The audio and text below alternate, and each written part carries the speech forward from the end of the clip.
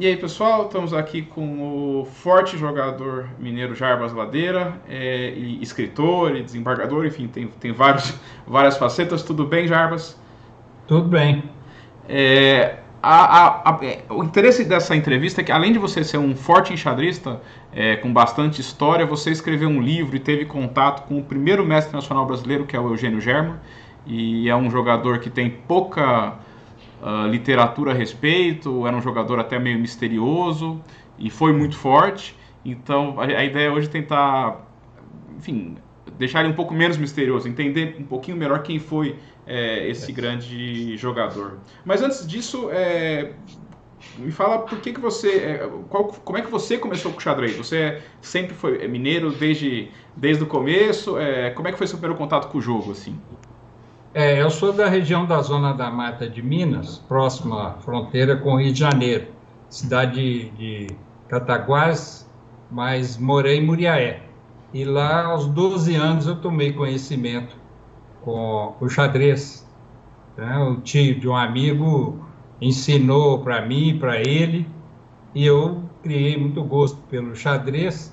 Acompanhava na época a coluna todo domingo do Tancredo Madeira de Lei no jornal Correio da Manhã, Uhum. reproduzia as partidas dos torneios e travei conhecimento ali com o Eugênio Gema, que era o único mestre internacional, ganhou o título na Olimpíada de Helsinki, onde ele era o primeiro tabuleiro do Brasil. Aí travei esse conhecimento quando, aos 15 anos, eu me mudei para Belo Horizonte. Meu pai mudou Uhum. e eu fiquei procurando o clube de xadrez lá, até descobrir o clube de xadrez no centro da cidade. E fui para lá ansioso para conhecer o Eugênio Germa, que eu sabia que ele frequentava lá. Uhum. E finalmente um dia ele chegou para jogar uma partida de treinamento com Antônio Canabrava, um jogador até habilidoso, um bom sentido posicional, e é a pessoa mais parecida com um discípulo que o Eugênio teve. Uhum. E cheguei, fui assistir, e ele fez uma brincadeira, falou comigo, conversou, e daí em diante a gente travou conhecimento. Mas ele realmente era uma pessoa educada, muito arredia, muito tímido, religioso. Ele não era realmente de manter assim amizade com todo mundo, não. Ficava. Mas ele era tranquilo para lidar, não tenho assim nada que pudesse restringir o aspecto, né, o relacionamento. E ele era um amador, que ele se formou em engenharia, era engenheiro eletricista, trabalhava na CEMIG, que é a estatal de energia do estado de Minas, Uhum. e realmente a vida inteira ele jogou sem visar lucro. Ele representava o Brasil, cada vez que ele ia representar era uma peleja, pessoas bem situadas na sociedade que eram amigas do Germa se empenhavam com a diretoria da CEMIG para permitir que ele saísse. E era difícil, porque era difícil para tudo, para arranjar meios dele ir, ele tinha que desembolsar, era realmente muito difícil para ele, tanto que ele encerrou sua participação internacional aos 42 anos, depois da Olimpíada de Skopje, na Uhum. Macedônia. E jogou mais alguns torneios. Em 76, não sei porque ele achou que tinha acontecido alguma coisa séria para ele. Eu não sei o que que foi. E daí em diante ele não jogou torneio nenhum mais, nem em Belo Horizonte, nem torneios locais, encerrou mesmo as suas atividades enxadrísticas, só em casa, né, que acompanhava. Eu mesmo tive a ocasião de recebê-lo através de um amigo dele, que era colega de CEMIG, aposentado também, e me levou na minha sala de trabalho que eu tinha, e eu liguei o computador achando que ia mostrar os últimos programas que estavam saindo, mas ele se colocou bem longe do computador. Depois fiquei sabendo que ele tinha medo da radiação emitida pelo monitor do computador. Apesar de ser engenheiro eletricista, ele realmente não tinha receio disso. Uhum. Então ele não usava computador, nem quando apareceu o computador ele não gostava de usar. Eu mandei para ele diversas partidas analisadas, analisava com a ajuda do computador, imprimia, mandava para ele. Mais tarde, quando a esposa dele me facilitou o contato com o material que ele deixou, eu vi partidas que eu mandei analisadas, impressas, estavam lá, ele guardou tudo. Mas não deu notícia, não falou a respeito do que ele viu. É interessante que ele não analisou a partida do torneio mais importante que ele jogou, que foi o Interzonal de Estocolmo, em 62. Aí ele teve contato com grandes mestres soviéticos e jogou uma boa partida com o Fischer. Ele jogou de pretas numa Petrov, e o Fischer jogou a variante do tempo do Steinitz. O Germa jogou bem até aquele momento, mas no momento crucial ele confiou no ataque. O Fischer trocou a peça mais atacante dele e depois partiu para o ataque no rei, e o Germa teve que abandonar. 30º, não sei quanto lance. Mas ele jogou com os soviéticos. Deu bem. Pois Os 4 ele empatou com 3, perdeu para o Petrosian por um detalhe: o cavalo fora de jogo, ele perdeu um peão e perdeu o final.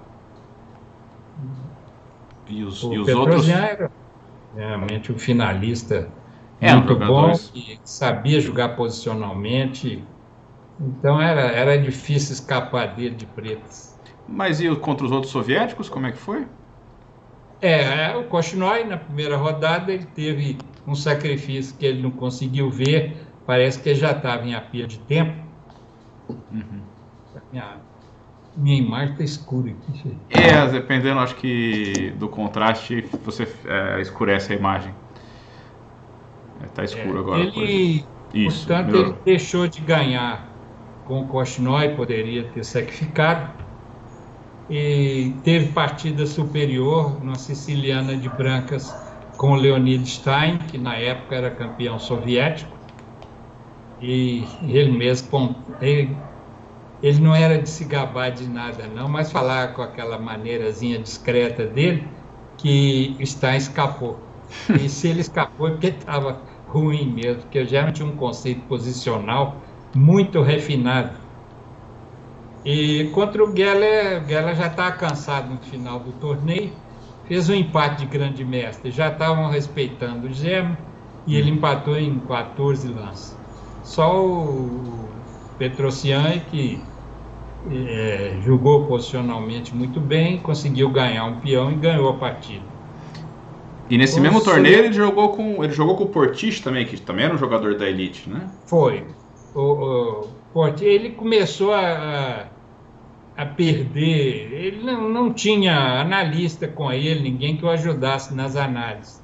Né? Soviético tinha Keres, tinha Spassky, tinha punhado de gente que analisava e mastigava as análises todas. E o Germa não tinha, né? Então ele não tinha como fazer uma análise caprichada, que ele cansado das partidas, não tinha como analisar. Ele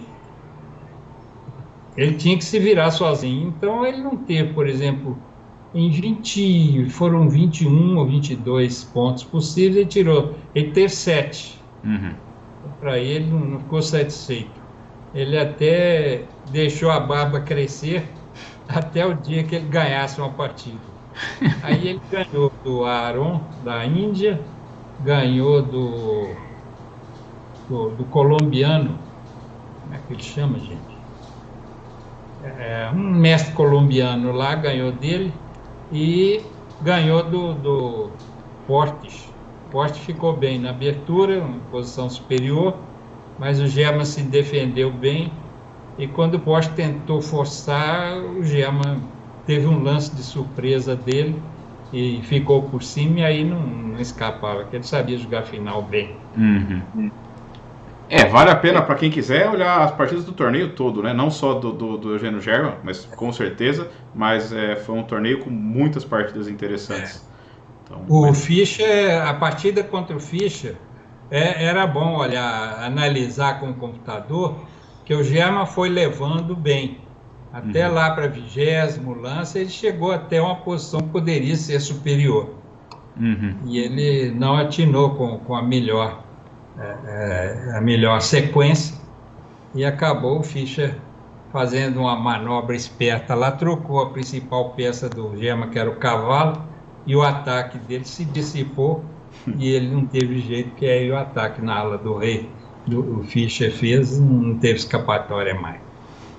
Bom. Mas ele perdeu, assim, eu acho que se ele tivesse apoio com algum mestre analisando, ajudando a analisar partidas adiadas e tudo, com a ajuda do computador, eu vi também, contra o Ulma, ele teve um momento lá, com um sacrifício bonito, ele poderia forçar o empate. Mas tudo é assim, difícil, né?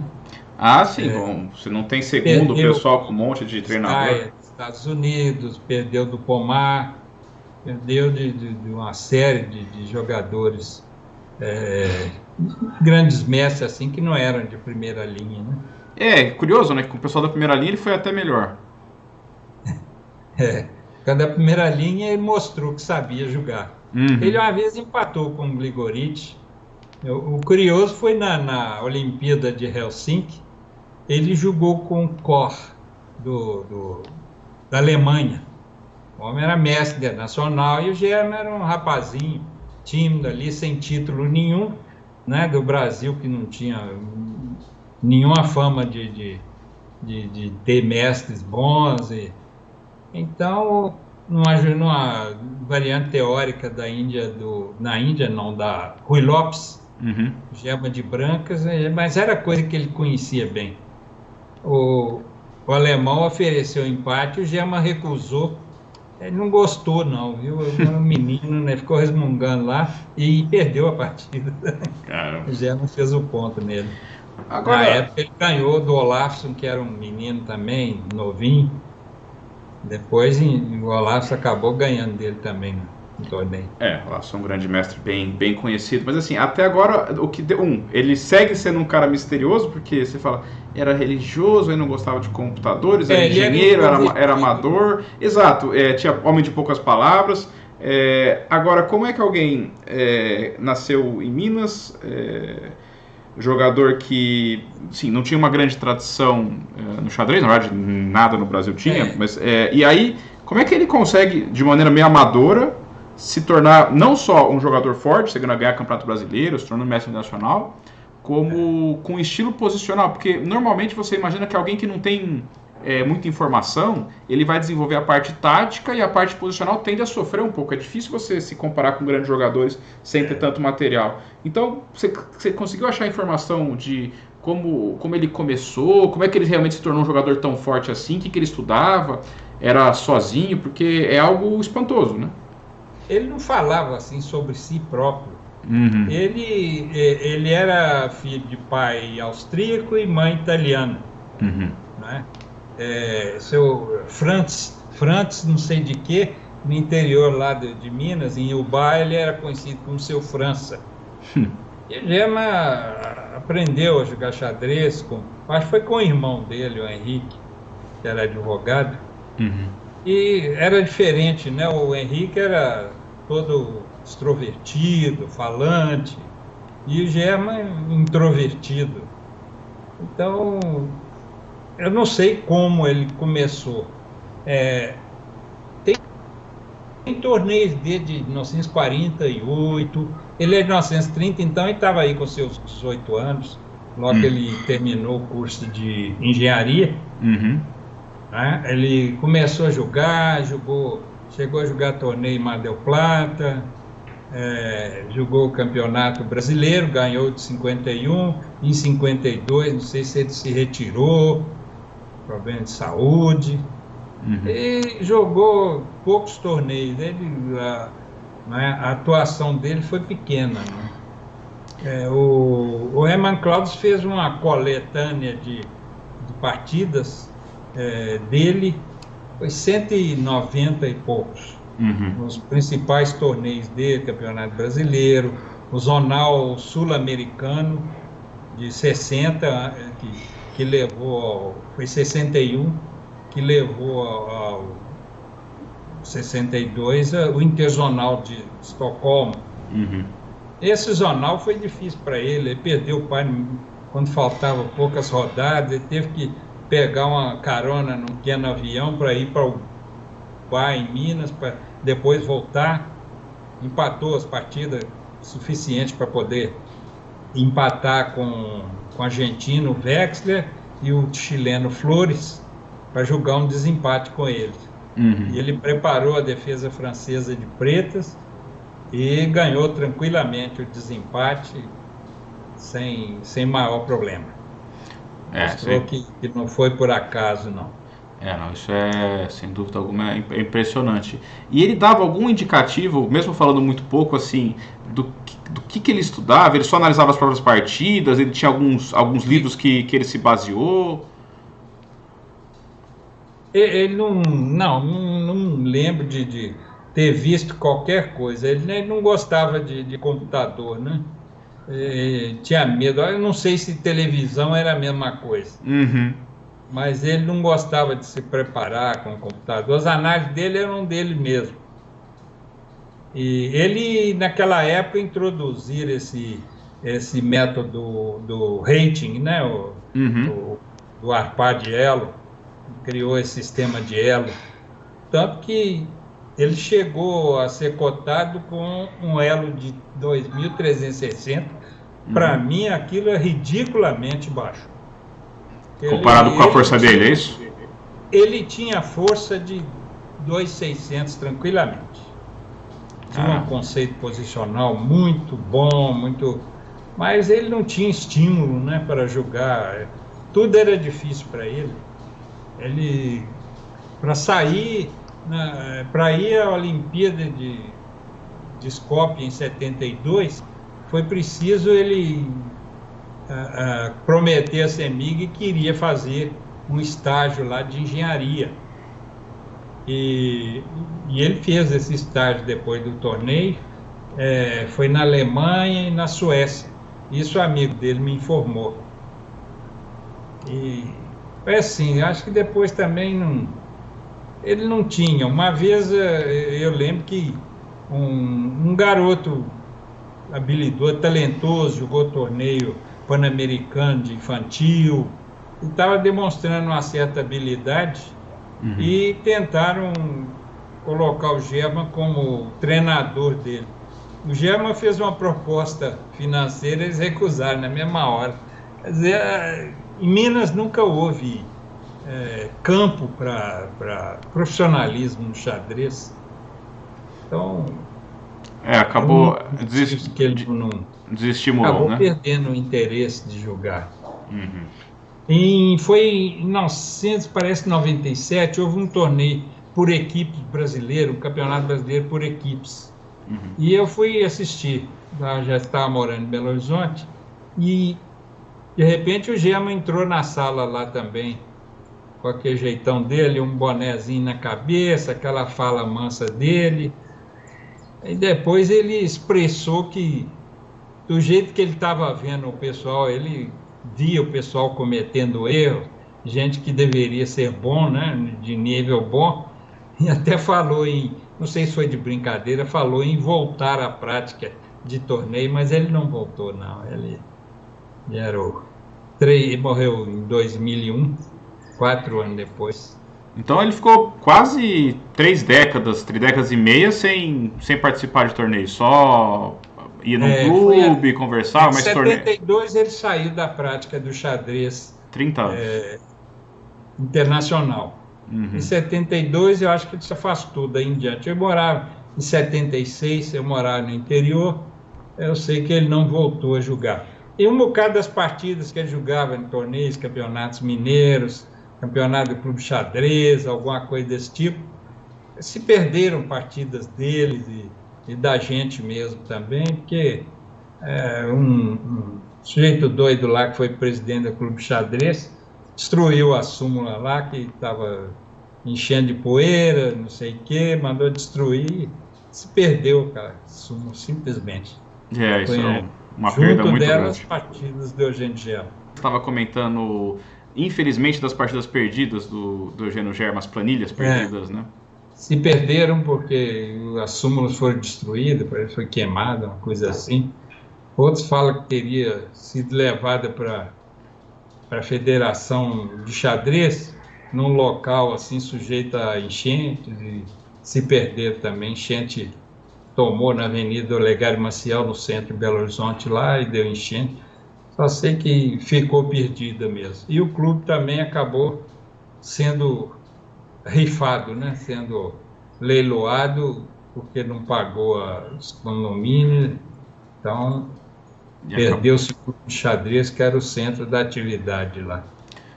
Lamentável. Bem lamentável. Agora, entenda assim, claramente, de novo, jogador muito forte, campeão brasileiro, mestre nacional, nenhum incentivo, bastante recatado, difícil saber como ele chegou a um nível tão forte, estilo posicional, refinado, mineiro também. E a questão é, da onde veio o seu interesse para escrever um livro sobre ele, com partidas dele, né? Depois que ele veio a falecer, até fui eu que comuniquei ao Herman Klaus. O Herman fez uma coletânea de partidas dele, e a notícia foi até a FIDE, né? E repercutiu no exterior, e ninguém estava falando nada, o pessoal conterrâneo dele não dizia nada, e eu, casualmente, através de amigos, cheguei a entrar em contato com a viúva dele, e ela então teve essa ideia, eu tive a ideia também, e ela me proporcionou assim 4 caixas de material, livros, cadernos anotados. Você estava comentando das caixas de material que você recebeu da viúva do Eugênio? Eu tinha análise, inclusive as análises que ele fez da defesa francesa, que ele analisou bem, e com elas derrotou lá o Wexler e o Flores no desempate do Zonal. Ele analisou também a variante do avanço da francesa, e depois de citar diversos segmentos e tudo, ele concluiu categoricamente que Ispras Branca é uma porcaria. Então, eu acredito muito na palavra dele, que ele sabia analisar como ninguém. Engraçado que ele julgava peão do rei, e ele não é jogador de peão do rei, é um jogador de peão da dama. Ele era fã do Rubinstein. Rubinstein era um cidadão também que sofria de timidez excessiva. Ele era, na verdade, esquizofrênico, né? A mulher dele pedia a quem fosse visitá-lo que não demorasse muito, senão ele saía pela janela. Ele falava que ia no banheiro, saía pela janela. Ele tinha uns casos curiosos. Rubinstein ele criou diversas variantes em várias aberturas, todas estão de pé até hoje. Na francesa, tem Rubinstein na siciliana, tem Rubinstein na niso-índia, e todos esses lances estão de pé até hoje, porque tem um conceito posicional muito refinado. Sem dúvida. Era um jogador que só não foi disputar o Mundial, né, com o Lasker, porque ele não tinha dinheiro. Sim. E, além do mais, depois da Olimpíada de Praga, em 1937, foi proibido pelo médico de jogar xadrez, porque ele tinha problema mental e não podia jogar naquela tensão nervosa de competição, que aí piorava. Né? Claro. Agora, é muito interessante porque às vezes algumas informaçõezinhas a gente consegue tirar algumas conclusões. Se ele era fã do Rubinstein, ele provavelmente viu muitas partidas do Rubinstein, né? Então, tinha um temperamento assim meio esquizotímico, né? Acredito que sim. Ele era muito ético, muito correto, uma timidez excessiva, e acho que isso talvez piorasse, né? Dificultasse. Ele era muito ético, incapaz de promover entrega de partida a ninguém, ele julgava para ganhar mesmo. Uhum. Em 68, ele, depois de muito tempo que o Brasil não entrava em Olimpíada, desde 52, o Brasil entrou na Olimpíada de Lugano. E ele foi convidado, o Márcio Miranda de Belo Horizonte também foi, e os dois não tiveram boa participação no treinamento. E o mais interessante é que o Germa se sentiu obrigado a voltar ao Campeonato Brasileiro. Jogou um zonal de classificação, ganhou, jogou brasileiro em 72 e ganhou. Eu tenho a impressão que com isso ele queria mostrar que não foi convidado não à toa. Mas era aquela luta, né? Interrompia as atividades profissionais para jogar xadrez e tinha dificuldade.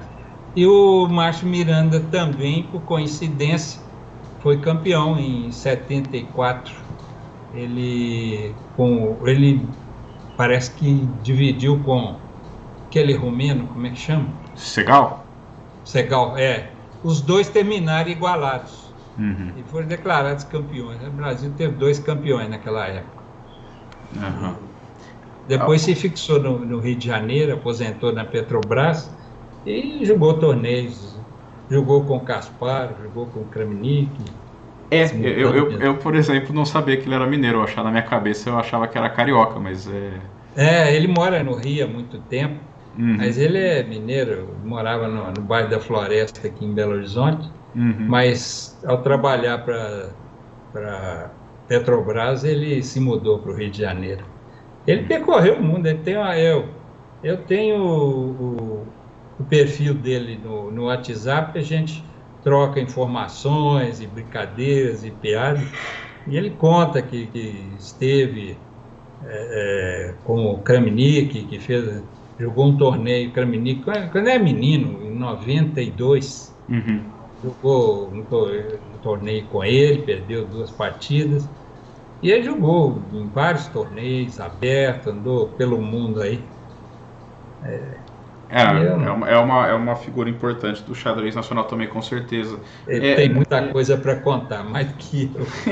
E agora, mais um pouquinho sobre o Eugênio Germa. Você acha que tem alguma passagem assim, que você conviveu com ele, que você acha que é muito emblemática assim, de quem ele era como jogador? Alguém que foi tão forte, e é tão difícil entender como ele foi tão forte. Então, você já viu analisando com ele, algum comentário que ele fez que você percebeu assim, alguma coisa de especial ali? Eu acredito que o fato dele ter se destacado muito como mestre, e sem ter oportunidade disso, sendo amador, e eu notava pelas análises que ele é um jogador de uma compreensão posicional muito grande. Ele não gostava de combinar partidas complicadas, ele era um temperamento tipicamente à la Rubinstein. Ele gostava de simplificar e ganhar simplificado no final. Ele tinha esse estilo aqui nos torneios em Minas, levar a coisa para um jogo simplificado. Ele não gostava de combinar. Ele tem uma partida combinatória muito boa contra o Dr. Souza Mendes. Não sei se foi no Brasileiro de 51, num outro torneio, match. Eu não sei bem. Mas ele ganhou uma partida bem bonita. Pode procurar, jogou de pretas, combinou e ganhou a partida. Mas era a exceção no caso dele. É exceção. Ele geralmente a gente não vê partidas combinatórias, não. Ele, nos comentários que ele fazia, a gente via muito essa questão física, que não estava sentindo bem naquele dia, porque não sei o quê, porque é sempre assim, tinha cansaço no meio, eu acho que fisicamente ele não tinha assim, uma força para aguentar a tensão muito tempo, não. Mas se fosse questão de analisar, ele analisava as coisas a fundo e sabia enxergar mesmo. Era talvez mais do que jogador, era um analista excepcional. Analista emérito. Aí não tinha muita condição. Aqui em Minas nunca foi campo de ação de profissional, né? Hoje tem São Paulo, tem no Sul, Santa Catarina, Rio Grande do Sul, então a maioria quase todos os profissionais. Minas nunca houve aquele interesse de empresa em patrocinar jogador. Nós temos aí o Molina, que foi campeão brasileiro, né? Eu não sei, ele está fazendo transmissões aí pela internet, um canal do Telegram. Eu tenho acompanhado aí as análises dele. Minas... Eu fiquei com ele no Mineiro de 2011, tive uma partida totalmente empatada e massacrei a partida e perdi o final, era empatado. Com ele e o Fred, que é mestre fit. Frederico Gazel. Partida que eu perdi. Tem também o grande mestre Evandro Amorim Barbosa, de São Sebastião do Paraíso, mas é uma luta sem apoio, assim, cada um consegue pela sua luta, não pelo apoio. O movimento que tem em Minas é em São Sebastião do Paraíso. O Gerson Pérez, que é professor de xadrez e tem comércio de xadrez e tem apoio lá, a prefeitura arrumou local para fazer esse clube. Eu até me filiei na internet, no Lichess, eu me filiei ao clube de xadrez de São Sebastião do Paraíso. São Sebastião do Paraíso. Eles fazem torneio toda semana. Qualquer dia eu vou participar de um.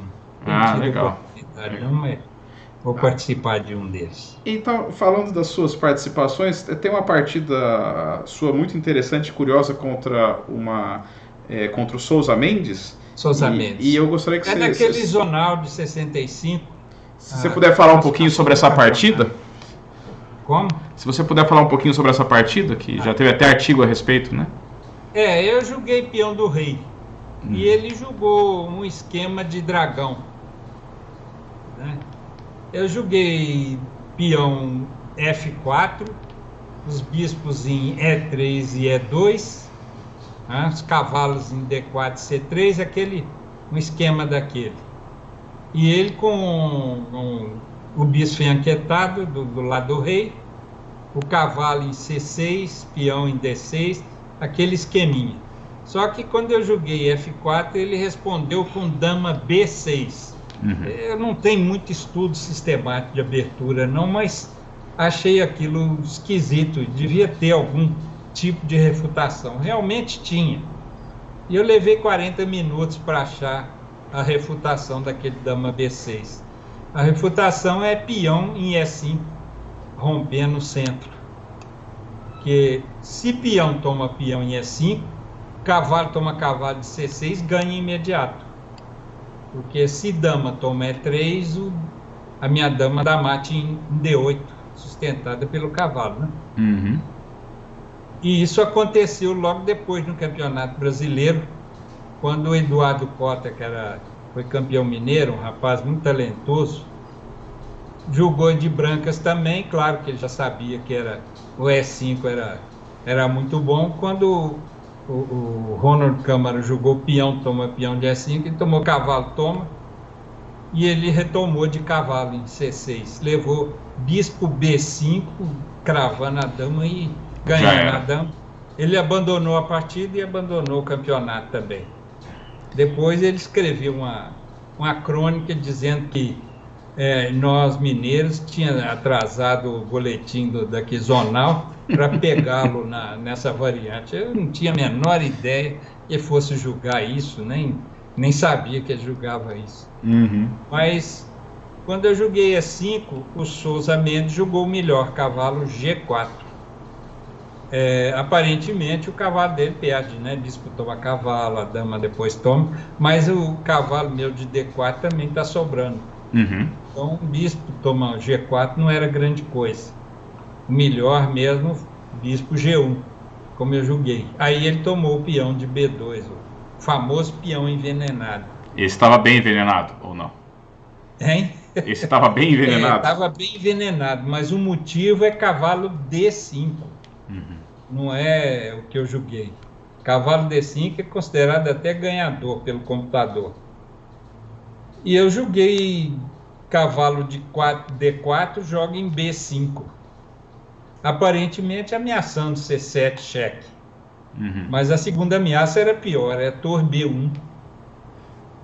E essa? Ganhando a dama. E ele assustou, rocou e levou torre B1, abandonou a partida.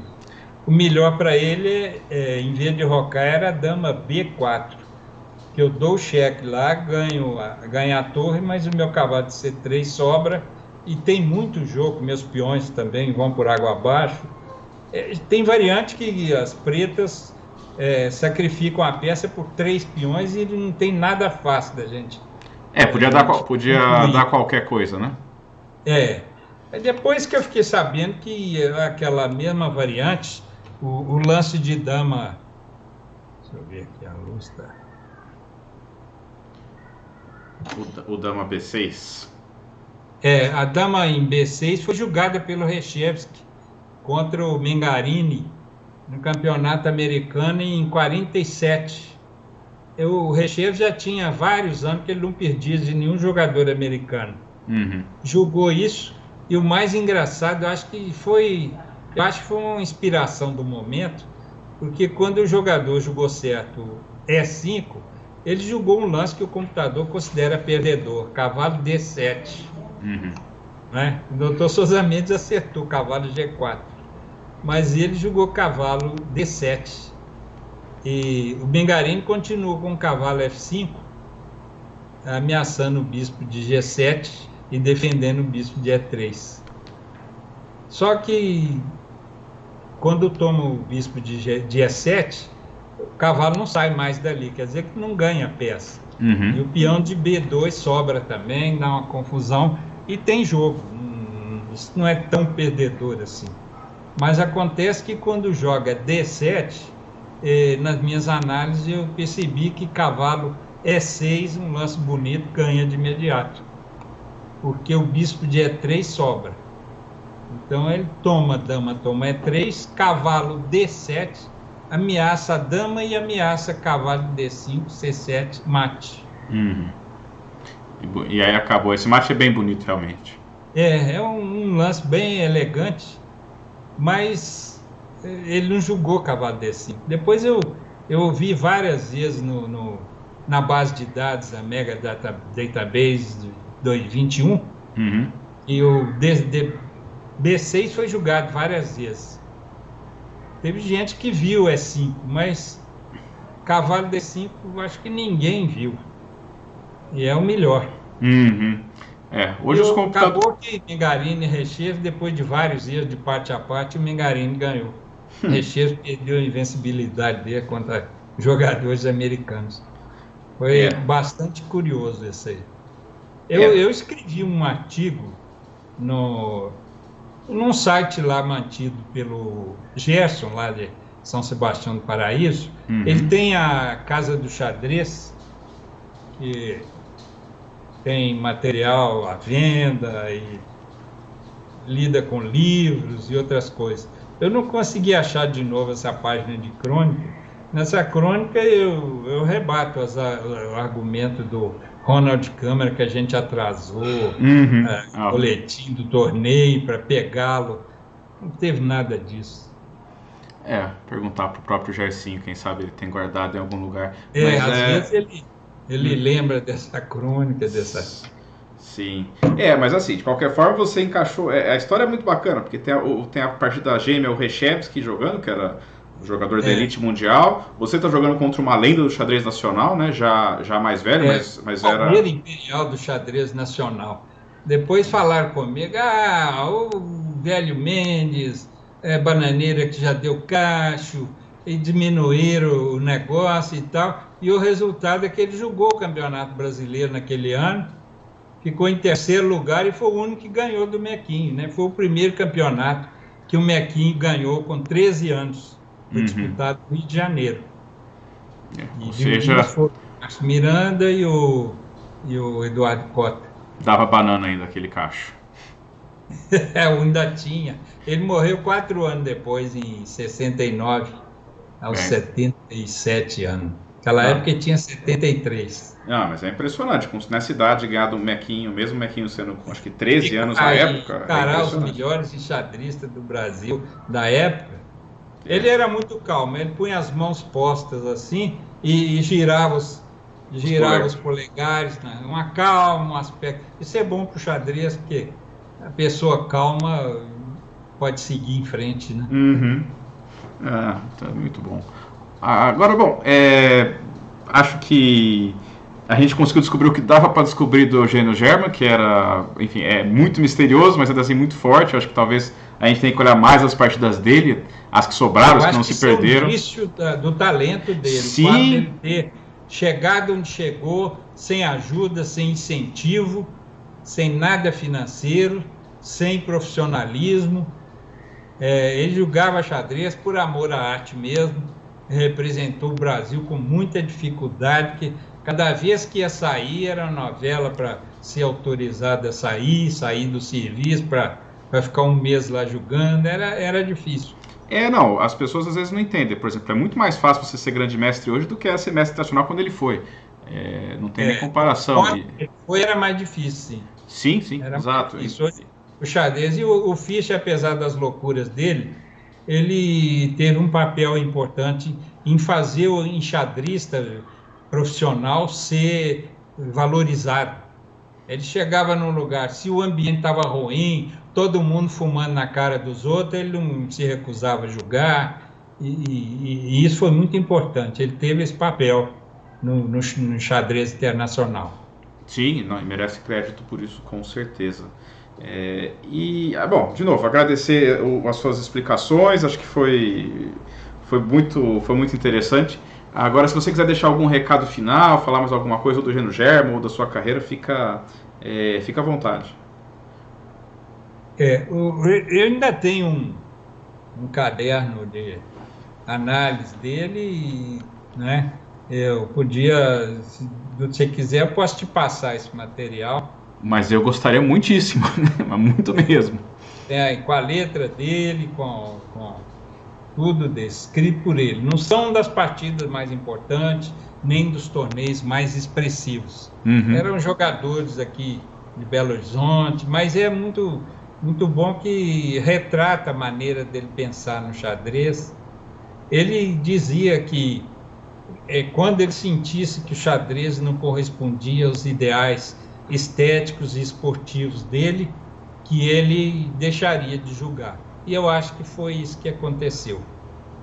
Ele sentiu que não estava mais correspondendo e que ele não podia mais fazer aquilo que ele gostava de fazer, jogar torneios. Então ele deixou de lado. A última partida que ele jogou foi contra o irlandês John Moles. Esse John Moles é mestre nacional, ele tem um livro sobre a defesa francesa, mas foi jogar a Índia do Rei com Germa, era a especialidade dele, acabar com a Índia do Rei jogando de brancas, e ele liquidou o adversário, como era de costume. Legal. E daí ele não jogou mais. O último torneio, a última rodada da Olimpíada. Terminou por cima, né? Esse é o tipo de história que é bonita, ao mesmo tempo é triste, né? Porque ele poderia ter dado tanto mais pro xadrez brasileiro se seguisse, mas você também dá para entender o lado dele, né? Que não tinha nenhuma motivação, ele nenhum fazia incentivo. Mistério, ele não gostava de mostrar as análises, a preparação dele, ele não gostava de falar isso com as pessoas, não. Ele tinha análise especializada, né? Eu vou te contar, sinceramente, o tempo que eu joguei lá, se eu tivesse recebido umas dicas dele, eu teria tido resultados bem melhores, porque Ele pegou um jogador fraquinho, amigo dele lá, e deu as dicas de abertura, ele conseguiu sair bem, às vezes até ganho com diversos jogadores bem superiores. Eu imagino se tivesse um jogador desse ajudando nas análises, vindo de treinador, eu teria, não digo que teria um grande resultado, não, mas eu acredito que teria sido melhor, né? Uhum. Ah, legal. É uma pena também. Um dos problemas da timidez é que talvez teve muito conhecimento que morreu com ele, infelizmente, né? Mas esses caderninhos aí valem foi ouro, né? incentivo também. Ah, não, claro, sem dúvida. Bom, de novo, muito obrigado, Ladeira, pelo seu tempo, pelas suas explicações, contar das suas memórias. Eu acho que foi muito legal para entender um pouco mais, né, de outras épocas, né? Bom, muito obrigado. Tenho certeza que o pessoal gostou. Tchau, tchau, tchau, tchau, Ladeira. Obrigado. Obrigado, até logo.